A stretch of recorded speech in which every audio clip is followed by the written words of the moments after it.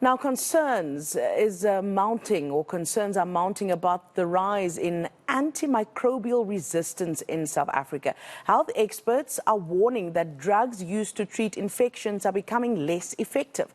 This means doctors might have to try several antibiotics before finding one that works, if they find one at all. Very concerning. Sometimes patients die from infections that used to be easily treatable a couple of years ago. How bad is the situation in South Africa?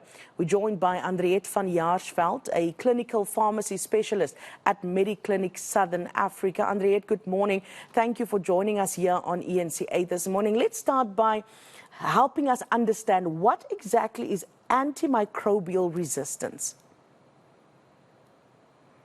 Thank you so much for having me this morning. So what I can explain to you is that antimicrobial resistance happens when bacteria or viruses or parasites are getting resistant to the drugs that were designed to kill them or to stop their growth.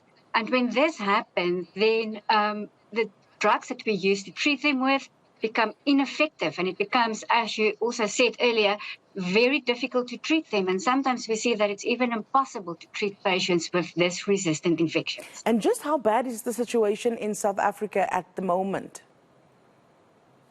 So in South Africa, what we've seen is in a study that was published in September this year, that the rise of antimicrobial resistance in sub-Saharan Africa is actually increasing more than what it's increasing internationally. And that's why we have such a high awareness campaign to make people aware that we do have this problem. And if we don't turn this problem around, Andriette, potentially in the next few years, what could we be dealing with in South Africa?